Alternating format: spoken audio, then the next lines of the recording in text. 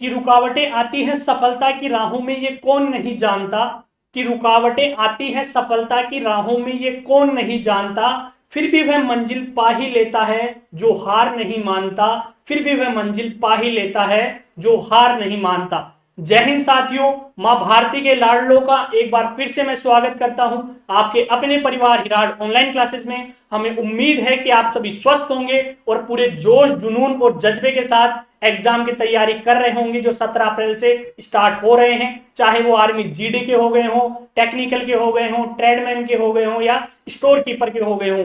जिस भी आप तैयारी कर रहे हैं वो आपकी तैयारी अच्छी चल रही होगी, यही हम उम्मीद करते हैं। तो अगर चैनल पे नए हैं तो चैनल को सब्सक्राइब कर लीजिए, जिससे जैसे ही नेक्स्ट क्लास अपलोड होगी आपको नोटिफिकेशन मिल जाएगा। इससे पहले हमारी जनरल साइंस की 4 क्लासेस हो चुकी है, जिसमें कि हमने रोगाणु हो गए यानी कि जो मानव रोग है वो कंप्लीट कर लिया है। इसके अलावा पिछली क्लास में हमने फिजिक्स का एक टॉपिक करा था पूरा, मात्रक एवं मापन। कौन कौन सा करा था? मात्रक एवं मापन पूरा कंप्लीट मैंने आपको कराया था थ्योरी के साथ, और उसके 25 से 30 क्वेश्चन भी आपको प्रैक्टिस कराए थे। ठीक है, इसके अलावा हमारी मैथ की क्लासेस भी रेगुलर चल रही हैं। तो अगर अभी तक आपने वो सारी क्लासेस नहीं देखी हैं तो लिंक मैंने डिस्क्रिप्शन में डाला हुआ है सारी क्लासेस का, आप जाइए और पिछली क्लासेस देखिए। क्यों अब क्या करना है आपको? तैयारी कर दीजिए, क्योंकि जब आंखों में अरमान लिया मंजिल को अपना मान लिया, कि जब आंखों में अरमान लिया मंजिल को अपना मान लिया, फिर मुश्किल क्या और आसान क्या, फिर मुश्किल क्या और आसान क्या, जब ठान लिया तो ठान लिया। तो आपको भी क्या करना है? अब ठान लीजिए कि मुझे क्या करना है, अग्निवीर बनना ही है। तो चलिए क्लास को शुरू करते हैं। उससे पहले एक इंपॉर्टेंट चीज मैं आपको हर बार बोल रहा हूं कि हमारा ऐप है उसको डाउनलोड कर लीजिए।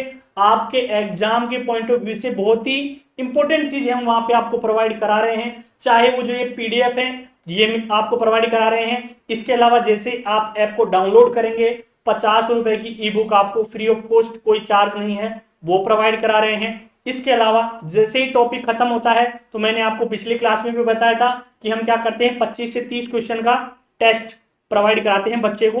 तो जैसे रोगाणु वाला टेस्ट अपलोड हो चुका है, आप जाइए मानव रोग का, जाइए उस टेस्ट को दीजिए। अच्छे अच्छे क्वेश्चन हम उसमें लिए हैं। अगर आपको किसी क्वेश्चन में कोई प्रॉब्लम है तो हमें मैसेज कर सकते हैं। इसके अलावा टेलीग्राम चैनल का लिंक भी डला हुआ है, आप टेलीग्राम चैनल पे वो क्वेश्चन भेज सकते हैं, हम उसको क्या करेंगे, आपको उसका समाधान कराएंगे, आपको कहाँ पे प्रॉब्लम है। इसके अलावा अगर आपको प्रैक्टिस पेपर चाहिए तो ई बुक के रूप में हमारी हिराड की जितनी भी बुक्स हैं अग्निवीर के लिए, चाहे वो जीडी के गाइड हो गई, प्रैक्टिस पेपर हो गई, टेक्निकल की guide, practice paper, store keeper की गाइड, प्रैक्टिस पेपर, सारी ई बुक के रूप में मिनिमम कॉस्ट में अभी अवेलेबल है, आप वो भी परचेज कर सकते हैं। ठीक है, उसका कोई चार्ज नहीं है, हमारे टेस्ट सीरीज का कोई चार्ज नहीं है। इसके अलावा स्टडी मटेरियल में हम क्वेश्चन बैंक प्रोवाइड कराते हैं, उसका भी कोई चार्ज नहीं है, सिर्फ ई बुक का चार्ज है अगर आप लेना चाहें तो। इसके अलावा अगर आपको फिजिकल में बुक चाहिए, यानी कि आपको मार्केट में नहीं मिल रही और आपको बुक खरीदनी है, तो शिपमेंट के थ्रू भी हम बुक क्या करते हैं, भेजते रहते हैं, आपको बाई पोस्ट भेज देंगे घर पे। ठीक है, उसका जो सारा प्रोसीजर है तो नंबर डले हुए हैं, आप हमसे कॉन्टेक्ट कर सकते हैं। तो चलिए क्लास को शुरू करते हैं। आज की जो हमने क्लास ली है उसका जो टॉपिक है धातु, अधातु और उपधातु। एक क्वेश्चन यहां से 100% आता ही है, तो मेरी कोशिश रहेगी कि जितने क्वेश्चन इस टॉपिक से बन सकते हैं मैं आपको व्याख्या के साथ सारे क्वेश्चन करा दूं। तो आपको क्लास को एंड तक देखना है, स्किप बिल्कुल नहीं करना है। ठीक है, पूरे एंड तक देखना है। फिर इसकी जो पीडीएफ है हमारे या तो टेलीग्राम चैनल पे या ऐप पे मिल जाएगी, तो आप डाउनलोड करके क्वेश्चन कलेक्ट कीजिए, ज्यादा से ज्यादा क्वेश्चन कलेक्ट करके उनकी प्रैक्टिस कीजिए। ठीक है, तो चलिए क्लास को शुरू करते हैं। तो देखिए आज का पहला क्वेश्चन क्या है कि सोडियम धातु को रखा जाता है, यानी कि सोडियम धातु को किस में रखा जाता है? वायु में, जल में रखा जाता है, मिट्टी के तेल में यानी कि केरोसिन में रखा जाता है, या एल्कोहल में रखा जाता है। तो जितनी भी क्षारीय धातु हैं, जैसे कि सारे धातु कौन से हो गए, लिथियम हो गया, सोडियम हो गया, पोटेशियम हो गया, इन सबको किस में रखा जाता है? इनको रखा जाता है मिट्टी के तेल में। क्यों रखा जाता है? क्योंकि ये क्या होती है, अभिक्रियाशील होती है बहुत ही, ये जल और वायु के साथ अभिक्रिया करके बहुत ही जल्दी क्या हो जाती है, ऑक्सीडाइज हो जाती है, यानी कि ऑक्सीकृत हो जाती है। तो देखिए क्षारीय धातु यानी कि लिथियम हो गया, सोडियम हो गया, पोटेशियम हो गया आदि को मिट्टी के तेल में रखा जाता है, क्योंकि ये जल तथा वायु आसानी से क्या हो जाती है, ऑक्सीकृत हो जाती है। तो किस में रखा जाता है इन्हें? मिट्टी के तेल में रखा जाता है। ऑप्शन थर्ड क्या हो जाएगा हमारा, राइट आंसर हो जाएगा। सेकंड क्वेश्चन देखिए, निम्नलिखित में से कौन सी धातु सबसे अधिक नमनीय धातु है? सबसे अधिक नमनीय, अब नमनीय का मतलब क्या होता है, जिसे आसानी से क्या कर सकते हैं, खींच के तार के रूप में खींच सकते हैं, यानी कि हम क्या कर सकते हैं, तार का रूप दे सकते हैं बिना टूटे, यानी कि जो धातु आसानी से क्या हो सकती है, तार के रूप में हम क्या कर सकते हैं, उसे बना सकते हैं। यानी कि मान लीजिए खींचा और वो तार के रूप में रूपांतरित हो गई, यानी कि ट्रांसफॉर्म हो गई, तो वो क्या होती है, नमनीय धातु होती है। तो इनमें सबसे अधिक नमनीय कौन सी है, तांबा, एल्यूमिनियम, टिन या सोना। तो देखिए जो गोल्ड यानी कि सोना होता है वो सबसे ज्यादा नमनीय है। क्यों, क्योंकि 1 ग्राम सोने से हम 2300 मीटर लंबी तार बना सकते हैं। ठीक है, क्या कर सकते हैं, 1 ग्राम सोने से 2300 मीटर लंबी क्या कर सकते हैं, हम तार बना सकते हैं। तो सबसे अधिक नमनीय धातु कौन सी है, सोना। ऑप्शन 4 क्या हो जाएगा हमारा राइट आंसर हो जाएगा। देखिए कि दी गई धातुओं में सोना सर्वाधिक नमनीय धातु है, इसके 1 ग्राम से 2300 मीटर लंबा तार खींचा जा सकता है। मैंने आपको क्या कहा था कि नमनीय का मतलब है जो तार के रूप में हम खींचे उसको और वो तार बन जाए, टूटे ना। ठीक है, टूटे ना, बिना टूटे। कुछ धातुओं की नमनीयता का क्रम घटते क्रम में इस प्रकार है। तो देखिए सबसे ज्यादा नमनीय होता है सोना, उसके बाद होती है चांदी, प्लेटिनम, लोहा, तांबा, पैलेडियम, एल्यूमिनियम, जस्ता, टिन और लीड। ये क्या है, घटता क्रम है किसका, नमनीयता का। ठीक है, इंपॉर्टेंट है ये। मैं आपको टाइम दूंगा तो आप क्या कर लीजिएगा, इसका स्क्रीनशॉट ले लीजिए और आप इसको क्या करना है, फिर नोट डाउन कर लेना है। आपसे पूछ सकता है, मान लीजिए यहाँ पे सोने की जगह अगर आपको और कोई ऑप्शन दे देता तो आप क्या कर सकते थे, उसका भी लगा सकते थे। अब देखिए यहाँ पे एल्यूमिनियम भी दिया हुआ है, टिन भी दे रखा है। ठीक है, टिन दे रखा है, एल्यूमिनियम दे रखा है, तांबा दे रखा है, सोना दे रखा है। तो आपको ये क्रम पता होना चाहिए। ठीक है, ये क्रम पता होना चाहिए, तभी आप आंसर दे पाएंगे। अगर आपको याद है कि सारी ये चारों में होगी तो आप कैसे डिफाइन करेंगे कि सबसे अधिक नमनीय कौन सी है। तो ये क्रम बहुत ही इंपॉर्टेंट है। ठीक है, तो हमारा राइट आंसर क्या हो जाएगा, ऑप्शन 4। ठीक है, अगला देखिए क्वेश्चन नंबर 3, धातु जिसका उपयोग प्राय बल्ब के तंतु बनाने के लिए किया जाता है। मोस्ट इंपॉर्टेंट है, बहुत से एग्जामों के अंदर ये क्वेश्चन पूछा जा चुका है,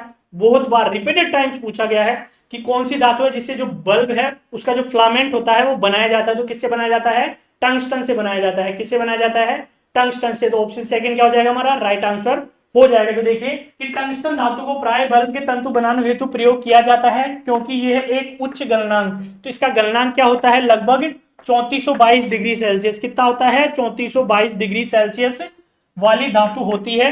नेक्स्ट देखिए इसका रासायनिक चिन्ह डब्लू होता है।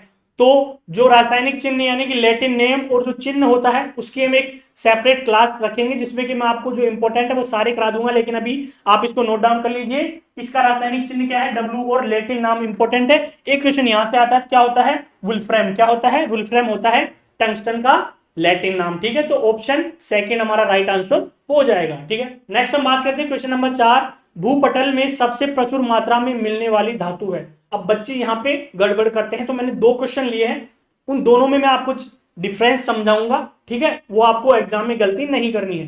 तो देखिए इसमें क्या पूछा है कि धातु भूपटल पर सब सर्वाधिक प्रचुर मात्रा में मिलने वाली धातु कौन सी है, लोहा, जस्ता, तांबा या एल्यूमिनियम। तो वो कौन सी है, एल्यूमिनियम सबसे ज्यादा पाई जाती है, उसके बाद लोहा पाया जाता है। ठीक है, तो नंबर 1 कौन सी है, एल्यूमिनियम है। क्या धातु, मेटल कौन सी है। ठीक है, तो देखिए भूपटल में सबसे प्रचुर मात्रा में एल्यूमिनियम 8.3% तथा उसके बाद लोहा 4.7% पाया जाता है। तो यहाँ पे क्या है कि जो धातु है यानी कि मेटल है सबसे प्रचुर मात्रा में पाई जाती है, वो कौन सी है, एल्यूमिनियम है।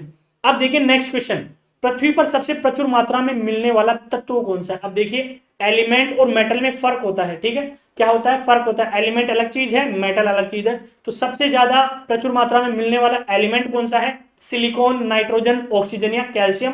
तो क्या है वो, ऑक्सीजन। क्या है सबसे ज्यादा प्रचुर मात्रा में मिलने वाला एलिमेंट यानी कि तत्व, ऑक्सीजन, ऑप्शन 3। तो देखिए भूपटल पर सबसे प्रचुर मात्रा में ऑक्सीजन तत्व लगभग 46.6% पाया जाता है। तो आप ध्यान रखिए वो पूछ क्या रहा है आपको, धातु पूछ रहा है या तत्व पूछ रहा है, उसके हिसाब से आपको आंसर लगाना है।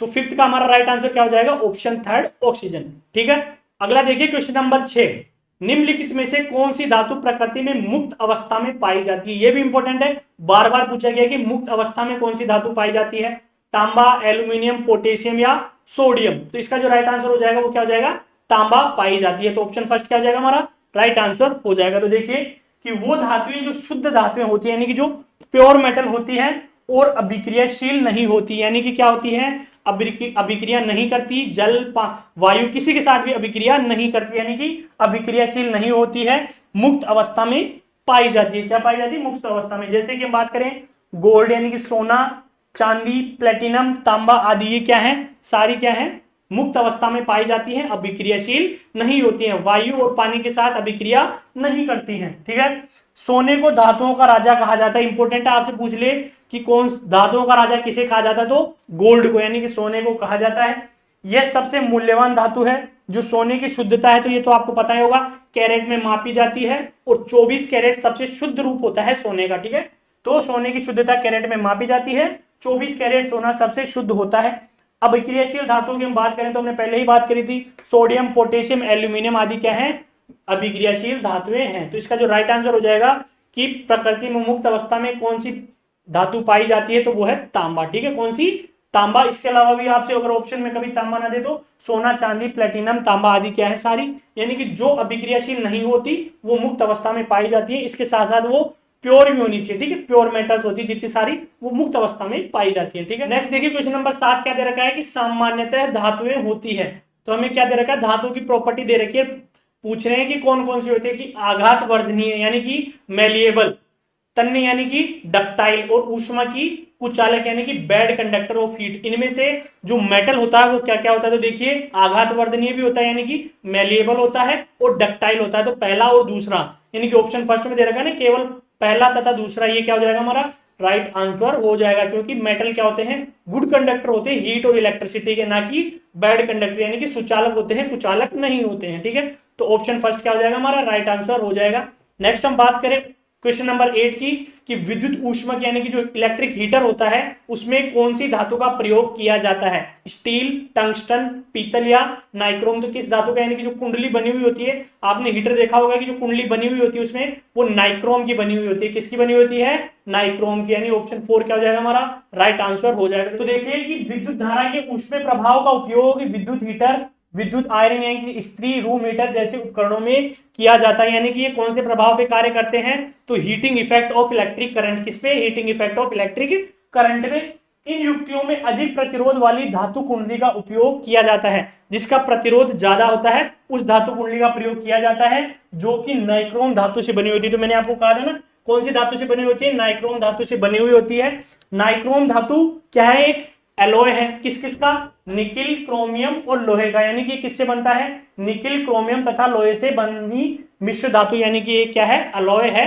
किस किस का, निकिल, क्रोमियम तथा लोहे का। ठीक है, तो हमारा राइट आंसर क्या हो जाएगा, ऑप्शन 4 नाइक्रोम। ठीक है, नेक्स्ट देखिए क्वेश्चन नंबर 9 क्या कह रहा है कि वायु में उपस्थित किस गैस की उपस्थिति के कारण वायु में पीतल धातु रंगहीन हो जाती है। यानी कि कौन सी गैस है जिसके कारण हम पीतल को अगर वायु में रख देते हैं तो क्या हो जाती है, उसका रंग उड़ जाता है। ठीक है, तो वो कौन सी गैस है, oxygen, carbon dioxide, hydrogen sulphide या नाइट्रोजन। तो कौन सी है वो, हाइड्रोजन सल्फाइड है। कौन सी है, हाइड्रोजन सल्फाइड। ऑप्शन थर्ड हमारा क्या हो जाएगा, राइट आंसर हो जाएगा। तो देखिए कि तांबा एवं जस्ता से मिलकर पीतल का निर्माण होता है। यानी कि सिल्वर किससे बनता है, तांबा और जस्ता से।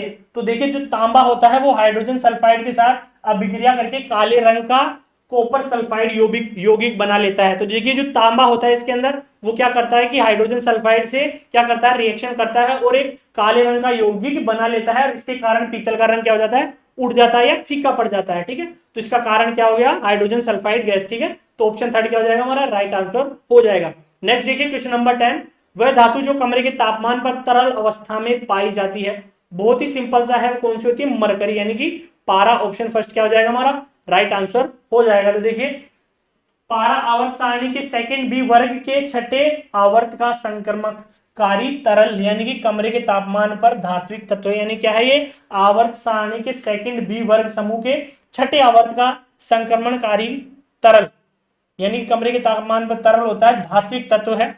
इसके प्रमुख अयस्क तो बार बार पूछे जाते हैं, अयस्क की भी हम एक कंप्लीट सेपरेट क्लास लेंगे जिसमें कि हम पूरे अयस्कों की बात करेंगे, लेकिन अभी मैं आपको नोट डाउन करा रहा हूं, लिख लीजिए। इसके प्रमुख अयस्क कौन से हैं, सिनेबार, पारा, मर्क्यूरिक सल्फाइड यानी कि HGS, और दूसरा क्या कहते हैं उसको, कैलोमल या मर्क्यूरस क्लोराइड यानी Hg2Cl2। ठीक है, यानी कि सिनेबार या पारा या मर्क्यूरिक सल्फाइड और कैलोमल या मर्क्यूरस क्लोराइड, ये दो क्या है इसके अयस्क हैं, किसके, पारा के। ठीक है, तो ऑप्शन फर्स्ट क्या हो जाएगा हमारा राइट आंसर हो जाएगा कि तरल अवस्था में कौन होता है, पारा होता है। ठीक है, नेक्स्ट देखिए क्वेश्चन नंबर 11 क्या कह रहा है कि निम्नलिखित में से कौन सी धातु अन्य धातुओं के साथ अमलगम बनाती है। तो वो भी पारा ही है। पारा क्या करता है, अन्य धातुओं के साथ रिएक्शन करके क्या बनाता है, अमलगम बनाता है। ठीक है, तो देखिए पारा धातु से क्रिया कर अमलगम बनाता है। इसका उपयोग किस किस में होता है? तो तापमापी में होता है। किसमें? तापमापी में होता है। सोने चांदी के निष्कर्षण में होता है, कीटनाशक में होता है, औषधि में होता है और विष निर्माण में होता है। इसके अलावा सोडियम हाइड्रोक्साइड उद्योग है, उसके अंदर भी इसका प्रयोग किया जाता है। किसका? अमलगम का। ठीक है, तो ऑप्शन थर्ड क्या हो जाएगा हमारा? राइट आंसर हो जाएगा कि जो अमलगम किससे बनता है? पारा जब दूसरे मेटल के साथ रिएक्शन करता है तो अमलगम बनाता है। नेक्स्ट है तरल अवस्था में पाई जाने वाली अधातु। मोस्ट इंपॉर्टेंट है, इकलौता क्वेश्चन है जो बार बार एग्जाम में पूछा गया है कि वो कौन सा नॉन मेटल है जो किसमें लिक्विड स्टेट में पाया जाता है? फ्लोरीन, क्लोरीन, नाइट्रोजन या ब्रोमीन। तो ब्रोमीन एक ऐसा नॉन मेटल है जो किसमें? लिक्विड स्टेट में पाया जाता है। तो देखिए ब्रोमीन एकमात्र ऐसी अधातु है जो सामान्य तापमान पर तरल अवस्था में पाई जाती है। यह लाल भूरे रंग की होती है। किसकी रंग? कौन से रंग की होती है? लाल भूरे रंग की। तो ये तो जनरल नॉलेज है लाल भूरे रंग की, लेकिन ब्रोमीन एकमात्र नॉन मेटल है जो लिक्विड स्टेट में पाई जाती है। ठीक है, तो मोस्ट इंपॉर्टेंट क्वेश्चन है आपके लिए। ऑप्शन 4 क्या जाएगा हमारा? राइट आंसर हो जाएगा। ठीक है, नेक्स्ट हम बात करें क्वेश्चन नंबर 13, सबसे हल्की धातु कौन सी है? तो वो तो सबको ही पता है आपको, लिथियम क्या है? सबसे हल्की धातु होती है, यानी कि ऑप्शन 4 क्या हो जाएगा हमारा? राइट आंसर हो जाएगा। नेक्स्ट देखिए क्वेश्चन नंबर 14 क्या कह रहा है कि निम्नलिखित धातुओं में से कौन सी सबसे अधिक प्रतिक्रियाशील यानी कि सबसे ज्यादा रिएक्टिव कौन सी है? तो आपको रिएक्टिविटी जो सीरीज है उसका क्रम पता होना चाहिए। मैं आपको लिखवा देता हूं। तो देखिए potassium, sodium, calcium, magnesium, aluminium, zinc, iron, lead, hydrogen, copper, mercury, silver और गोल्ड। ये क्या है? घटता क्रम है रिएक्टिविटी का। इधर से इधर चलेंगे तो घट रहा है, यानी कि सबसे ज्यादा रिएक्टिव होता है पोटेशियम, उसके बाद होता है sodium, calcium, magnesium, aluminium, zinc, और सबसे कम रिएक्टिव होता है गोल्ड। तो मैं अपन ने पहले बात करी थी कि गोल्ड क्या है? सबसे कम रिएक्टिव होता है। ठीक है, तो गोल्ड है सबसे ज्यादा रिएक्टिव। पोटेशियम, सोडियम, कैल्शियम, तो हमें क्या दे रखा है ऑप्शन में? कैल्शियम दे रखा है। तो ऑप्शन फर्स्ट क्या हो जाएगा हमारा? राइट आंसर हो जाएगा। ठीक है, नेक्स्ट है चाकू से काटने वाली धातु है। इनमें से कौन सी धातु है जो चाकू से काटी जा सकती है? तो वो है सोडियम। ठीक है, वो इतनी मुलायम होती है कि हम क्या कर सकते हैं? हमारी हथेली पे रख के चाकू से आराम से उसे काट सकते हैं। तो देखिए सोडियम एक क्षार धातु है और इतनी मुलायम होती है कि इसे चाकू से आसानी से काटा जा सकता है। इसका जो रासायनिक चिन्ह होता है वो क्या होता है? Na, और इसका जो लैटिन नाम है वो क्या होता है? नेट्रियम। क्या होता है? नेट्रियम होता है। ठीक है, तो ये आज की क्लास थी। उम्मीद करता हूं कि आपको क्लास अच्छी लगी होगी। अगर क्लास अच्छी लगी है तो वीडियो को लाइक कीजिए, शेयर कीजिए और चैनल को सब्सक्राइब कर लीजिए, जिससे जैसे ही नेक्स्ट क्लास अपलोड होगी आपको नोटिफिकेशन मिल जाएगा। इसके अलावा अभी तक अगर आपने हमारी पिछली क्लासेस नहीं देखी हैं तो जाइए उन क्लासेस को भी देखिए, और उनके जो पीडीएफ है क्वेश्चंस के वो हमारे ऐप पे या टेलीग्राम चैनल दोनों का लिंक डिस्क्रिप्शन में डला हुआ है, वहां पे आपको मिलेंगे। तो मिलते हैं नेक्स्ट क्लास में नए क्वेश्चंस के साथ। तब तक के लिए हंसते रहिए, मुस्कुराते रहिए और अपनी तैयारी वैसे ही कंटिन्यू करते रहिए। जय हिंद, जय भारत।